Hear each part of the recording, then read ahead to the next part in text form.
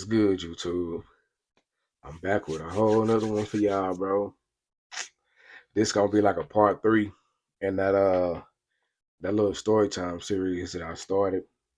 This is gonna be my last one. You know, my little story times of red pill moments of young me. Now with this story, it's I'm a little older than I was in the previous ones. The other ones I'm in like kindergarten and first grade. This one I wanna say I was third grade. Third grade. Not that much older, but it's a little older. I'm in third grade. Now, of course, always like me, do not learn my lesson. I'm still on them girls, man. I'm still on them girls, bro. Can't stop. I'm on my. I had to think twice about that. I was about to say I'm on my P Diddy shit. But never mind. I was gonna say can't stop, won't stop. But yeah, it's a bad time for that one. We gonna skip past that. Anyway, yeah, man. I'm still on me, still going after him, still being the way I am. So in third grade, I got me this girl I really like. And bro, for the first time in all these young years, the one I really like actually really like me back, bro. Hmm. Yeah, this one like me back. I'm in the dough. I ain't getting rejected. I ain't getting lied on. None of that. I'm in the dough. So yeah, man. This one ended up being my little girlfriend, my actual girlfriend. I had my first actual like exclusive. You my girlfriend. I'm your boyfriend in third grade. My mom knew about it. Everything. Cool. All that. Yeah, so cool. I'm happy. Got the girl I like. Little pretty yellow bone. Oh, excuse me, I'm doing too much. Little pretty yellow bone, man. She mine. Fine. All mine. Type situation. But anyways, I end up getting a hard lesson with this same one. Of course, you know how it is when it comes to dealing with them. Everything ain't gonna be gravy. It ain't gonna be smooth. It can be going smooth, but somehow they gonna derail that. We ain't smooth selling. This ain't cool. We gotta shake this up a little bit. You know what I'm saying? They move like that in that third grade. Anyway, at this time I'm playing football. I'm probably in my third year of football at this time. If I'm in the third grade, I'm probably in my third year. But I know I'm in tackle football at this point because in our city you start out in what did they call that? Pee Wee. Pee Wee League, where you flag football. You know what I'm saying? It's just flag. So did that. After that, and then you go to Bantam. Bantam, yeah, that's where you start hitting. Once you get to Bantam, you hitting full pads, we hitting. This was a lovely time in my life for me because I just so happened to be one of them super aggressive, smacking people kids. So I loved it because this was the first time in my life where I started getting a whole bunch of love for something. Everybody like loving it because I was actually really good at that. So they all, oh man, yeah. So I'm starting to make a bunch of friends. I don't just only have the friends in my apartments no more, and then my one little friend in class. Now it's to where I'm having a bunch of people, all grade levels, different classes, people who don't live by us on the other side of town, on the other team, going to the other schools. I'm having friends like that now because you know what I'm saying. I'm making a name for myself. I'm getting on. I'm somebody. So yeah, I was that dude that was known as the big hitter, bro. I like a little Ray Lewis back in the day, man. Little Ray Lewis, Troy Polamalu. I was smacking shit, smacking, and it was surprised everybody because they was just like, damn, how is he like this young? It's like, how somebody this young doing all that? But I think it was just really a lot of the aggression from a lot of stuff I dealt with, around that time. When we first moved out here, when I was like 6 years old, my dad passed away. I never wanted to be out here in Texas in the first place because I'm away from all of my family. I was a very family oriented person. My best friends was my cousins. I was a grandma's baby. I was always up under my grandma. So all of that got cut off when we moved out here. So you can imagine I wasn't always happy. Then I was, misunderstood in them situations. Like I'm telling you, they got embarrassed in front of everybody. You know what I'm saying? They got lied on, and people switch up on me at the daycare. I'm like, it was rough. It was terrible. So you can imagine I got a lot of pent up anger and aggression. So what? And then a lot of times these kids that's on these football teams, their parents did not know that their kids was the asshole bully at school. That's what a lot of these parents did know. And then they wonder why when we get in practice, we put these pads on. soon as we do these hitting drills, we running live, you know what I'm saying, offense versus defense, I'm smacking that kid. I'm knocking helmets like, what? Boom. And you on the same team. What you doing? Y'all on the same team. Man, I really don't like your kid, bro. And you just don't know it. And I'm not gonna say it, but you don't know your kid an asshole in school, bro. He one of them people that be clowning on me, making fun of me, trying to embarrass me. So that was me. That was that time of my life. I'm making a name for myself. I'm that big hitter, getting heavy recruited by every team in the league.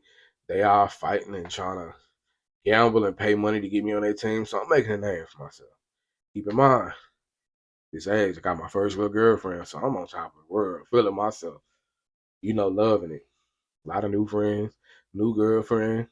Hey, how can I not be happy, bro? How can I complain? So, anyways, keep in mind the reason why I gave y'all that story and what I was known for in football, because this is gonna make sense of why something happened. One day, we had a scrimmage with another team. This team had somebody on their team that was similar to me. He was known as a heavy hitter, hard hitter. Now, if any of y'all know how coaches be, especially in places like Texas where they take it serious, man, sometimes they lose their mind and forget forget we kids. They enjoy seeing them big hits and stuff happen so much. They'll have us constantly doing them hitting drills over and over. Y'all know, like the Oklahomas, one on ones, all of that mirror drill. Man, it was my favorite. I won every time. But um, so we had another team we played. They had a kid that was similar. So of course, I'm pretty sure they probably betted some money. Wanted to see which one of us went the hardest, who hit the hardest. So they had us, this is toward the end of practice after the scrimmage and stuff. They had us line up one on one, going head to head, hitting drills, hitting each other over and over. Boom. Over and over. Boom. Over and over. Boom. I need to raise this mic up because I keep accidentally hitting it. But anyways, yeah, over and over. You know what I'm saying? Over and over. Boom, boom, boom. Some battering ram type stuff, bro. And we like 7 or 8 years old. So we doing this. And then there was one, I remember there was one round that they hit that I don't know, I turned my head wrong, did something wrong, but in that collision, I will never forget that feeling I felt. Like instantly felt that pain, like in my neck, down my back, everything just kind of felt like stuff shifted, literally shifted. And then boy, it was excruciating pain. I could feel it in my chest. I remember I'm lightheaded, everything kind of dizzy and stuff. And at this point, because I was one of them kids, I didn't want to disappoint people. So even after that, I kept going, kept doing the hit and drills. You can imagine it was just getting worse and worse.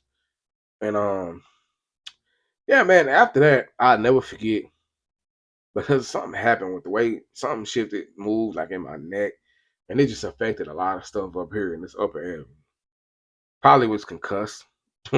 To be honest, think about it. Probably was concussed.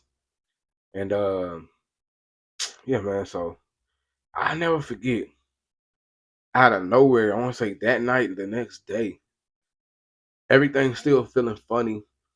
This was the first time I started feeling like super congested. All this, it was a weird feeling, and my breathing was just restricted and fucked up. I was already asthmatic. I started having this snort that would happen every now and then, especially when I tried to laugh. It was just like I can't even explain it. It was a little snort. On top of that, so I'm having this little injury that done happened from all this damn head on hitting, still hitting the mic. Goodness. From all this little head on hitting. And then I'm also, you can imagine, I'm kind of, you're growing. You're the boy, you're growing at this time. Around that time, I want to say I had tonsils and adenoids removed too. So a lot of things coming together to, make this. I'm trying to think of the word. A lot of things adding up to equal this situation that I got going on. And I got this little snort, and I'll never forget. We at school, it's close to the end of the year. And no, it's not close to the end of the year. I want to say it's right before like Christmas break or something. But we in class, we just having one of those free days because it's right before a break. So everybody, the teacher just let everybody be around, do what you want to do. You can do arts and crafts. You can sit in your groups and talk. And we doing that. We got our little groups and talk. Of course, I'm gonna be in a little group with my little girlfriend. Man, we chilling and stuff. We playing, talking, laughing. Keep in mind, I got this damn snort, bro. So every now and then I'm laughing, there's just like kind of snort noise. The girlfriend I had at the time did not take fond to that, bro. Did not take fond to that. She did not like that, bro. Which is understandable, cool, but you don't even know I'm in pain right now going through it. But anyway, so we were some other people in this group. It was some other dudes in the group. Out of nowhere, right in front of me, bro. Out of her have sitting there being in that mode of after giving me the cold shoulder a lot, kind of just like, get away from me, don't touch me. I'm already like, damn, like what's up, bro? Hey, what's happening? What's the problem? You know? And eventually she started flirting with one of the other dudes in the damn group, bro. In our little group circle hanging out. So now I'm feeling some type of way for real. I'm like, man, what you doing? Why you all in his face laughing and sniggling and giggling with him? What's happening? What you doing? But I'm not saying this because you know you're a kid. You don't move like that. Everybody, some of these dudes did, not me. But anyway, yeah, bro. Then eventually, at some point, I will never forget. She gets up, moves over, goes sit with the other dude, and just blew me off. Like, yeah, I'm done with you. Nah, she didn't just do this to me in front of the class, in front of all these people, bro. Switched up, went over there, got on with the other little buddy, and just dumped me basically. Basically dumped me like, man, I'm done with you. I'm cool. I'm over here with him, bro. We in the third grade. This girl done really just chose up on somebody else right in front of me. Man. Pissed me. I'm like, oh, oh. So you imagine the hurt. I'm already physically hurt because I'm probably concussed. My back done moved in the position it ain't supposed to be in. My breathing ain't right. And then my girl just do me like this in front of everybody. Goddamn, bro. Goddamn, bro. I'm taking a major L. And this is before that. And when I tell you I was crushed by that, like I'm having to play it cool, play friendly the rest of the time because I ain't trying to be no little bitter crybaby little boy. You know how you be when you're a boy. You trying to play it cool. Oh yeah, buddy. Really low key hoping she'd snap out of it and keep back over here. You know what I'm saying? But nah, it didn't happen. Ended out that day just like that. She all on buddy dissed me. Didn't talk to me, mess with me no more after that. So that was my first time really experiencing actual heartbreak from a girl, bro. And watching them dead ass choose up on the next man right in front of me. I'm just like, damn, we were not next man because we in the third grade, but you get my point. But yeah, that happened, man. I was devastated by it. Even my mama to this day will tell you, she said she'll never forget that time. She said she hated me during that time because I was so angry, mad, and upset every day, all the time. She said she was like, you damn treated me like I did it. She's like, you coming home acting an ass and mad and tripping with me. But I'm like, shoot, bro, I'm hurt, bro. I'm devastated, crushed. So, you know, that was that. I went through that. Now, of course, it did have its pluses because I took that same pain and hurt, took it right back to that same football field that was balling and knocking some more heads off. But yeah, man, your boy got his heart ripped right out his chest. You know what I'm saying? Watch some chews up on the next dude. Don't even know why. He probably had the 72 pack of markers. You know how it was when you was a kid, boy. They like they'll leave you for some stupid shit. They'll be like, oh, he got mechanical pencil. I'm going over there. So yeah, man, that was that. That's what I went through, bro. And that was my first, you know what I'm saying, lesson with that. Like, all right, this is how they do. I ain't gonna say that was my first lesson. That was my first lesson of losing your own girl. But yeah, man, that was that. So I hope y'all can learn something from that. And I hope y'all noticing the recurring theme in these stories, man. Like most of these stories is taking place when I'm super young, but I'm going back to these.